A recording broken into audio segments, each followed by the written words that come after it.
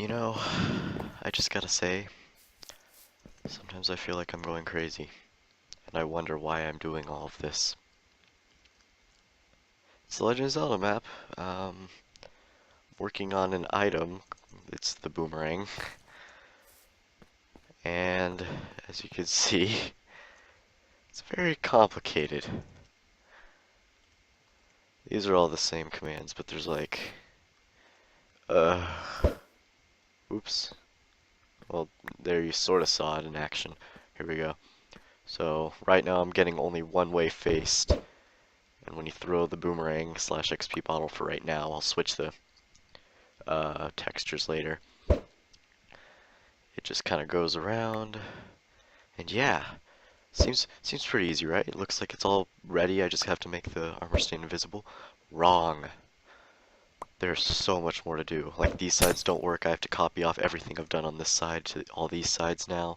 And then there's stuff where like I want to make it so that when you throw it, it goes up higher depending on what height you're looking, which these commands up here play a part in, which, let's just put it at, this is very complicated. I don't know why I'm doing it. It's gonna work eventually, but guys, it's so complicated. Look how much it is for this one item. Like, there's things like this. Oh, that's pretty nice. It's nice and compact. I don't know how to make this any more compact. I can make these things a little bit better, but it just makes me need to think more. But I don't want to think anymore. This is for bombs. That's it. And maybe like this little bit. That's that's bombs. This is the boomerang. Why is there so much for it? Why? Well, I know why, but why does it have to be? So, I want to be able to throw it. It'll go down that way. I want to be able to throw it higher if I want to. And then I want a different mode where like if you're crouching maybe and you throw it, it'll go straight. That way you can aim it wherever you want. And I believe if it's going straight, you can angle it even higher than when you throw it like this. I don't know. This is crazy. I spent way more time than I needed to, or than I should be needing to. I don't know. I don't know how to say words. I'll let you guys know if I get this finished. Alright. Guess what? Okay, alright. So that boomerang thing, it's finally finished. You ready to see all the coding for it? 3, 2, 1.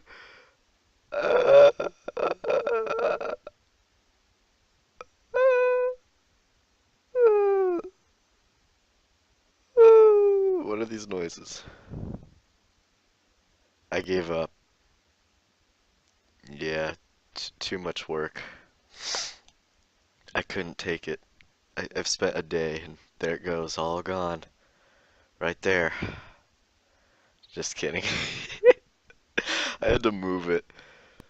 I don't know how it works, but like the spawn place or whatever, I tried to map it out, like how far it goes, but it's like very weird.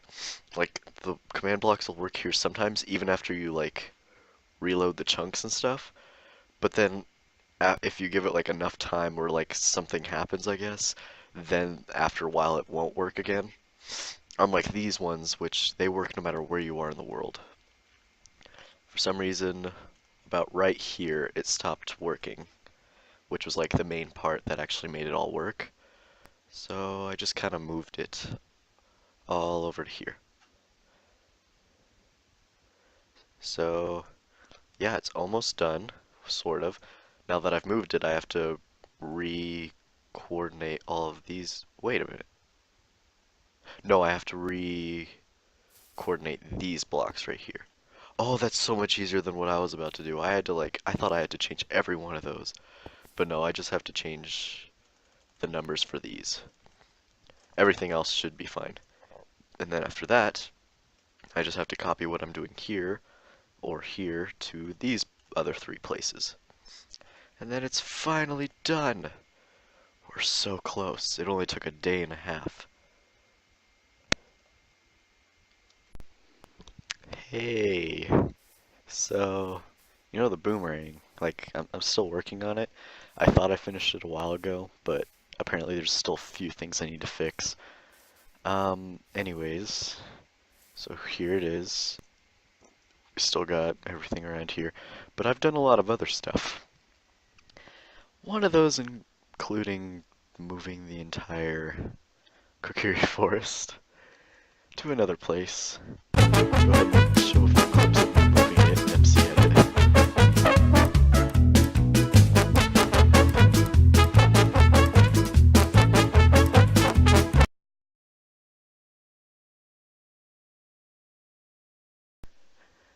Yeah, it's pretty crazy. And let's see. There's still a few things. This actually isn't for the Kokiri Forest. This is the hover boots, but that's for the shopkeeper guy. Everything else has been completely moved, and that also included me changing all the coordinates, which took forever. But that's finished, so now I'll go ahead and finish this. And the reason I moved it was just because it was kind of getting laggier, and plus I wanted to have extra space for this place. So now Kokiri Forest has its own little place. I also built this beautiful wall of things to do. I have quite a few things to do, but that's just the recent stuff that I need to do. There's still loads of other stuff. And here's another thing. I mapped out where everything is. Basically, so this is where the redstone place is. Redstone. So south of here is all these other places. So we have Hyrule Castle, Path, Castletown, Hyrule Field, all kinds of different places. I don't know, it's just kind of interesting to see how I mapped it out unintentionally. Like, whenever I make a new place, I'm like, oh, I'll just go this way. Oh, this is here. Oh, I'll just go this way. But I decided to actually check it out. Pretty cool. Apparently there's two Hyrule... Oh, no, that's Hyrule Field. Okay. Anyways, let's go ahead and go to Kokiri Forest, now that it's all fixed. And, ugh, it's having a bit of a hard time loading in. I don't know if I'm able to show this without it kind of activating everything. Here, give me a second. Alright, I jumped into a copy world, and let's go ahead and try it out. So, I learned about the Pro cutscene generator thing. Never knew it existed, took a while to figure it out, but I think I got it figured out. I'm not going to use it too many times. It's Cutscene Pro. And yeah, I made the custom Navi scene. Took a while to get the coordinates to the exact liking for me.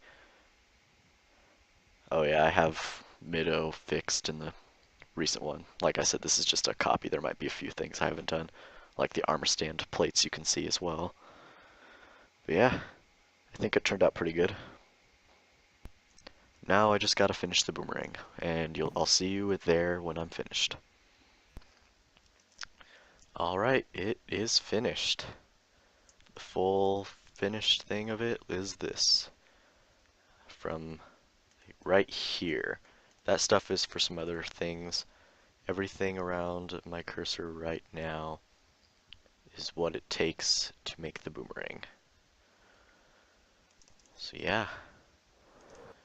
I'll try to make it kind of quick and easy to explain. So these things are all basically the same. They teleport the boomerang around these golden outlines. And this is what summons it, and then it just teleports it and then kills the armor stand. That's what all four of these things do. Then these things are what makes it increase in height. So you may notice the grass blocks changed to command blocks when I made my cursor go higher. And that's these commands right here cloning above them right here. So this right here, the commands that are right there, are actually these commands right here. And it can go all the way up to like super high. And another thing that I ended up happening to stumble across is being able to do it both ways if two of these are activated. So now you can actually do it diagonally, unintentionally. And now that we have those figured out, this is also what changes the height. This is what decides gets cloned. So this is one height, this is another height, and another, and another. This is what decides which height it chooses.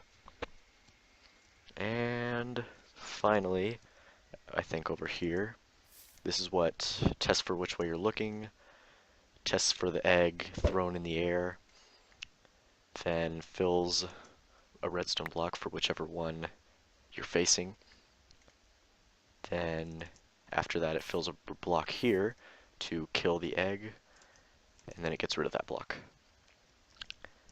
And yeah, that is the boomerang, fully finished. Anyways, I hope you guys enjoyed this. I certainly enjoyed making this, even though it took a long time, but otherwise, it was pretty fun. I even got some other stuff done unintentionally.